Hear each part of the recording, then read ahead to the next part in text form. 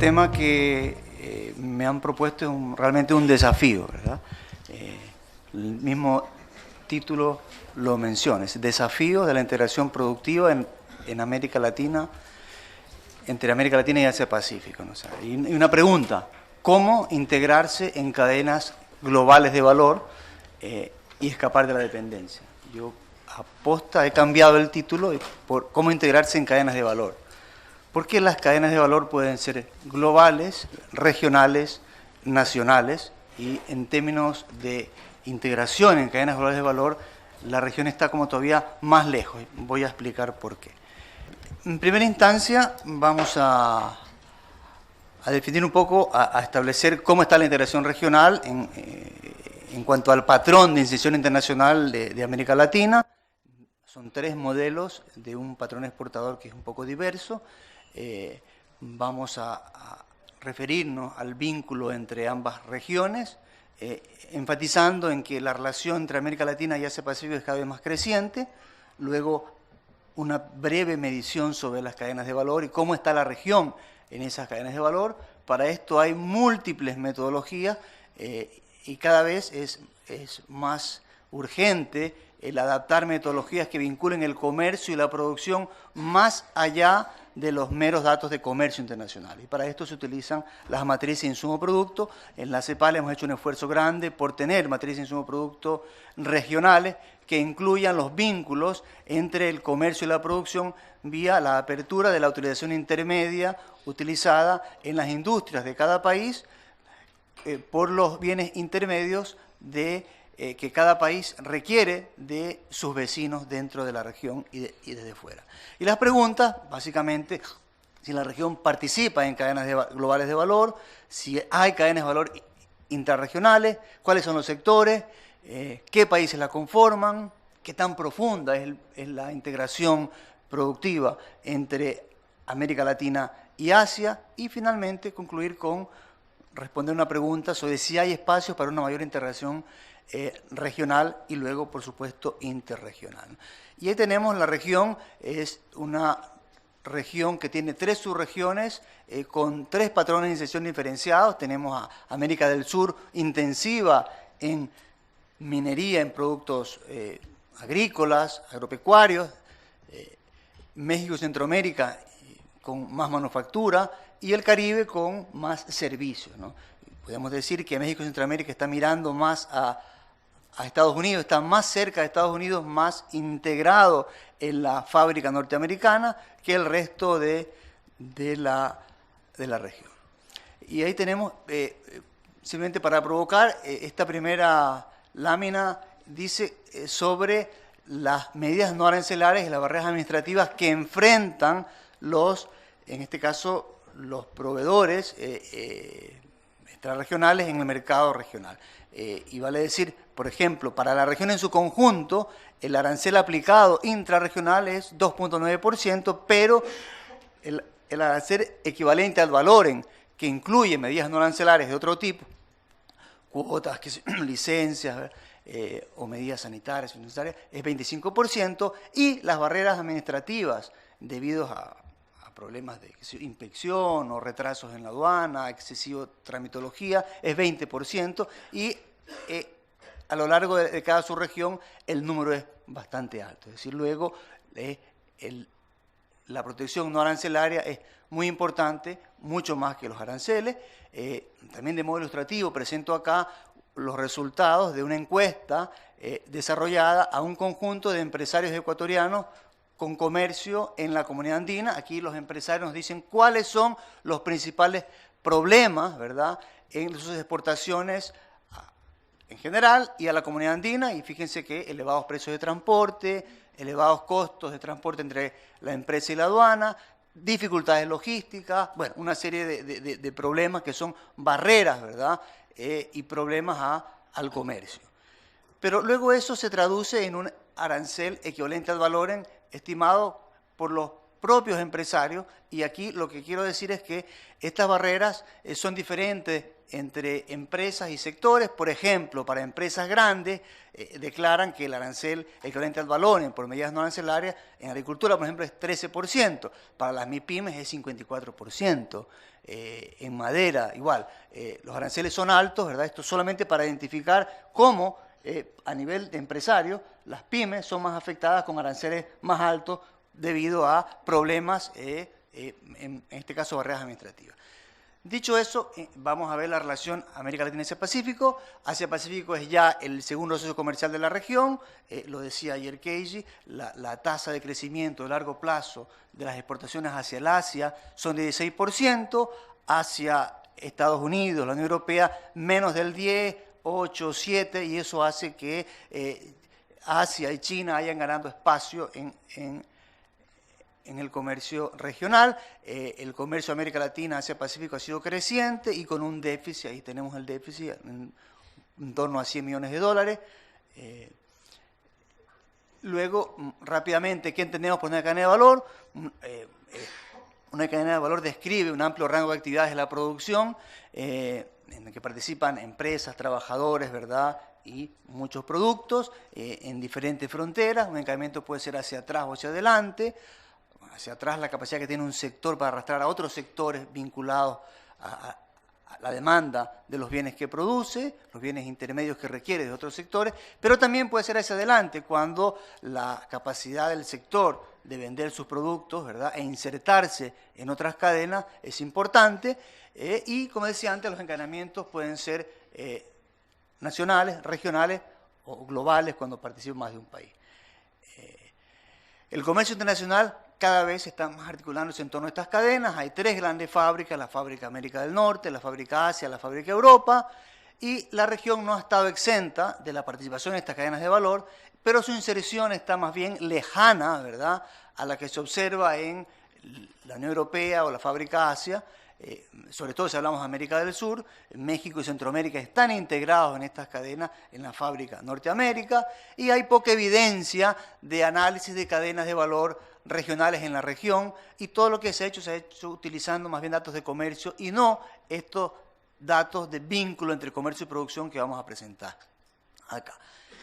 Un esquema estilizado para decir que una cadena de valor parte desde el producto de la materia prima, su diseño, su ensamble, incluso hasta cuando ya el producto es puesto en el mercado, incluye luego también servicios, y luego también cuando el producto es dado de baja, pues se recicla, ¿verdad?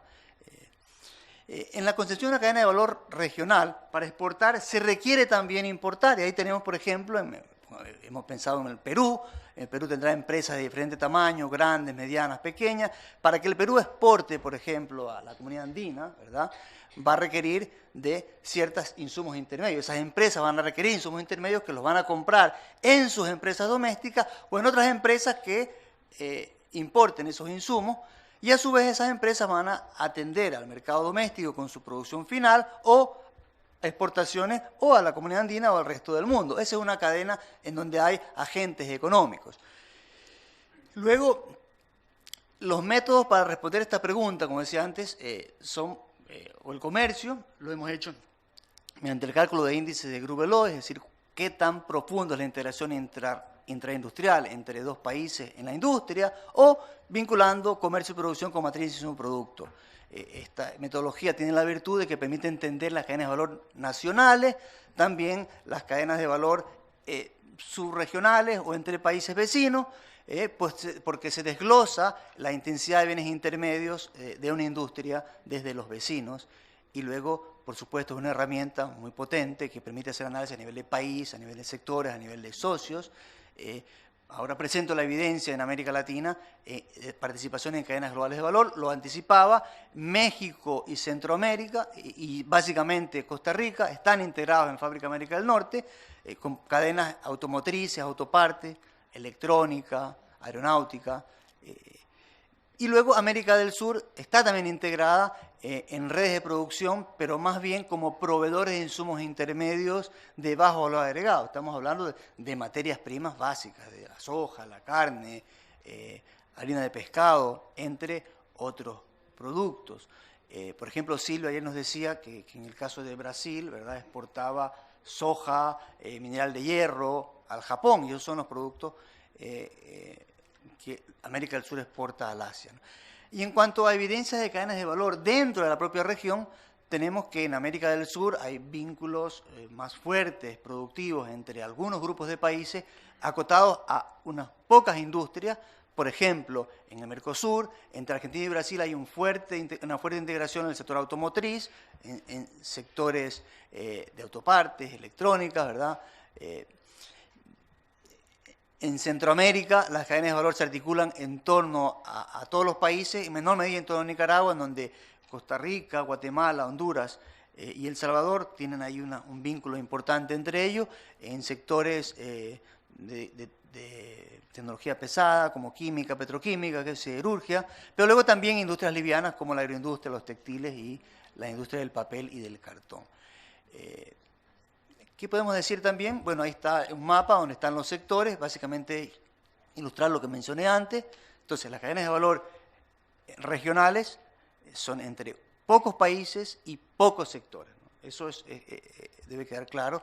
Y luego, ya pensando en los vínculos con Asia-Pacífico, ¿qué tenemos acá? Que con Asia-Pacífico la integración en cadenas globales de valor, como decía, tiene lugar más, como ya lo enfaticé antes, en productos primarios. Y ahí tenemos la estructura, la descomposición de las exportaciones según densidad tecnológica de América Latina en su conjunto hacia la propia región, que es la primera barra, ¿verdad? Y hacia el Asia, que serían estas 4 barritas después, en donde vemos que básicamente los bienes primarios y las manufacturas de baja tecnología hacen el grueso, ¿no? 80, 90%.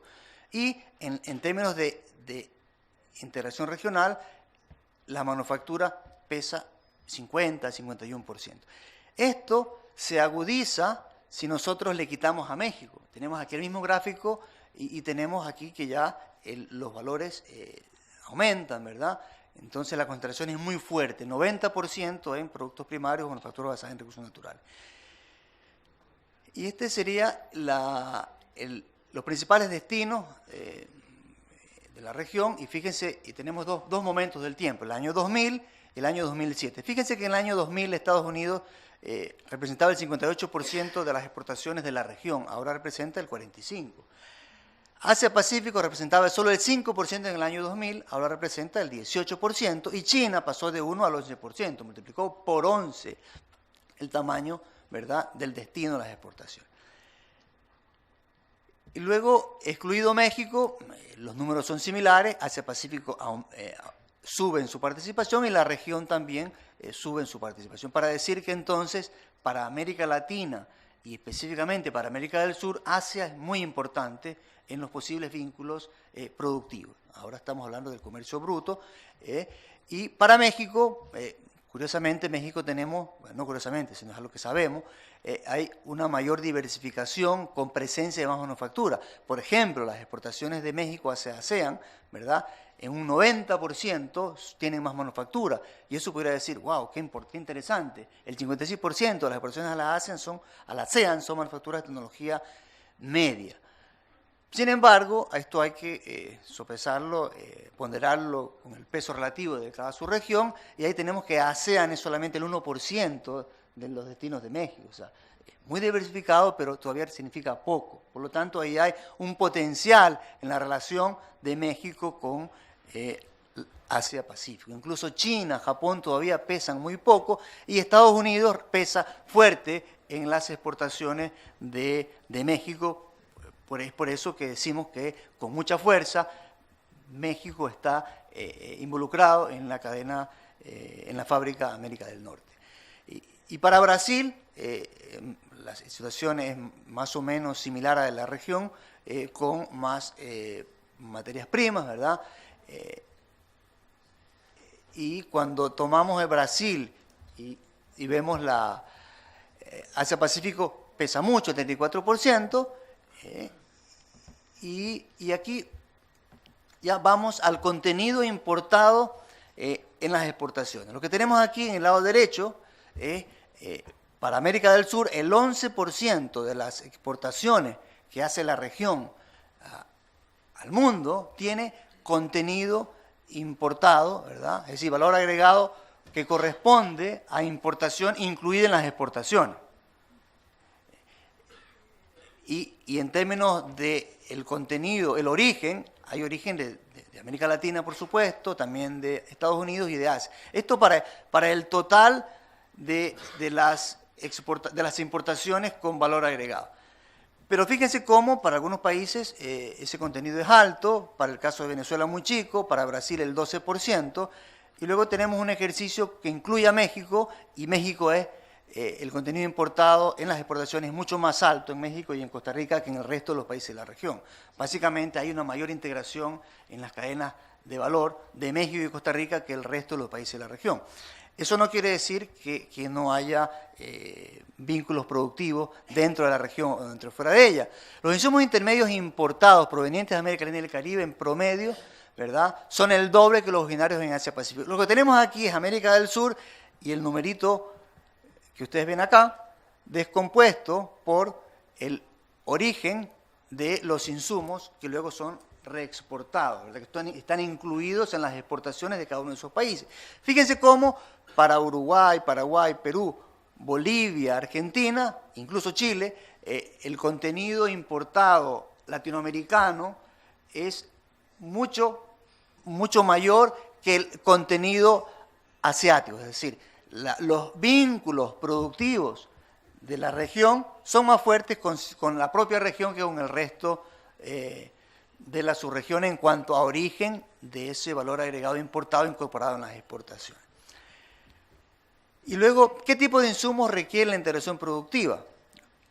Ahí tenemos el México como ejemplo. México requiere insumos importados, por ejemplo, ese 44% con la materia de insumo producto de México hemos identificado que básicamente son productos, bienes intermedios, ¿verdad?, como piezas y partes, productos químicos, metales, qué sé yo, todos esos productos. Y el origen, lo interesante es ver de dónde vienen esos insumos, ¿verdad?, que luego son enterados en el proceso productivo exportador mexicano. Y tenemos acá, comparativamente, los productos importados de toda la región, desde Asia-Pacífico, poseen mayor contenido tecnológico que las importaciones que la región hace de la propia región. ¿Qué quiero decir acá? Cuando la región exporta valor agregado nacional y valor agregado importado, el valor agregado importado que la región exporta tiene más contenido importado asiático que contenido importado latinoamericano, cuando se trata de exportaciones de manufactura. Esto es importante recalcarlo. Y son el tipo de productos que mencionaba antes. Y aquí, permítanme tomar el caso de los dos países más grandes, Brasil y México, y la distribución de las importaciones de bienes intermedios por origen, es decir, lo que los países, estos dos grandes países, grandes industrias, ¿verdad?, importan para enterar su producción exportable.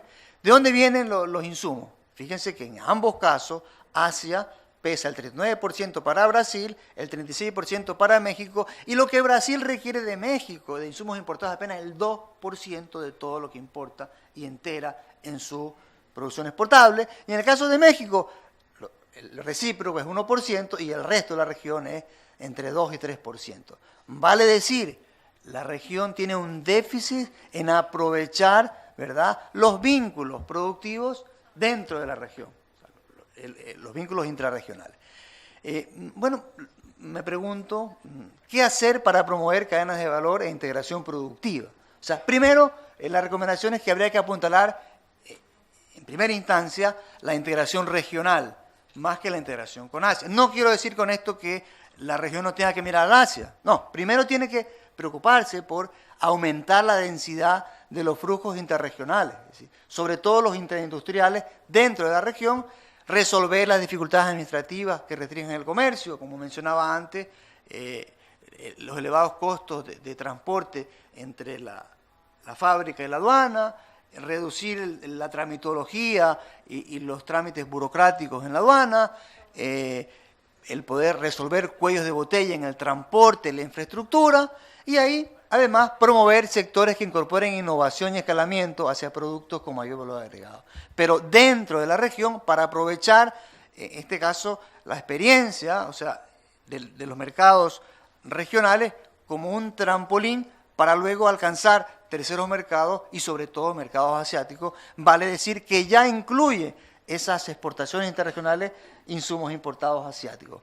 Y luego atraer inversiones extranjeras directas en sectores con potencial intraindustrial, y eso es muy importante. Toda la experiencia asiática, muchos estudios desarrollados para explicar el vínculo entre comercio y crecimiento y entre inversión y comercio, han determinado que el crecimiento de las cadenas de valor en Asia estuvo liderado por inversiones extranjeras directas. Pues hay que impulsar también la atracción de esas inversiones directas, ¿verdad?, en esos sectores, y luego también impulsar la cooperación, ¿verdad?, la investigación y el desarrollo en productos en donde hay ventaja comparativa en América Latina, por ejemplo, en el Cono Sur, y cooperación entre los países para enfrentar esos desafíos de manera conjunta, ¿no?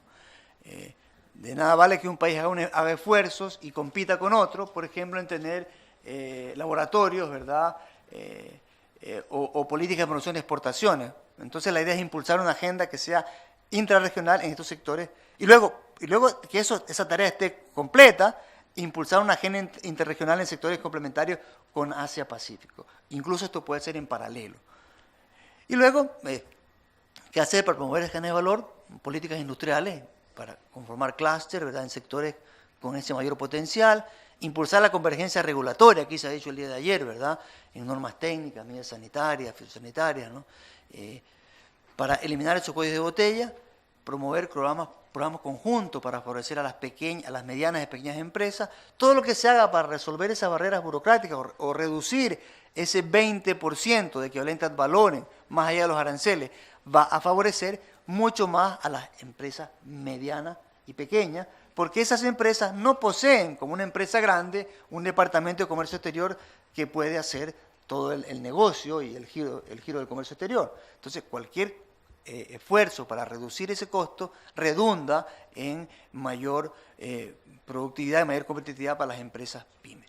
Y luego, la capacidad de empresarios, fortalecer la capacidad para exportar, sobre todo de vuelta a las pymes, promoción de exportaciones, utilizar las tecnologías de información, trazabilidad de huella de carbono, ayer se hablaba del comercio electrónico, ¿no?, y abordar el déficit en infraestructura, mejorando la conectividad. Y aquí ya empezamos a pensar ya en la mirada hacia el Asia, en donde había que hacer avances coordinados, también en facilitación de comercio, por ejemplo, el uso intensivo de la ventanilla única, más coordinado, el uso de la digitalización de los documentos, el uso de la firma electrónica en las transacciones, menos papel, más rapidez, más agilidad, y luego mayor cooperación con los grandes actores, con China, Japón, Corea, ASEAN, y el resto de los países, y apoyo de la Banca Regional de Desarrollo a la agenda propuesta, y aquí no está el colega de la CAF, pero la CAF está haciendo un papel importante en esta dirección, y entiendo que la Banca de Desarrollo también de Asia, China, ¿verdad?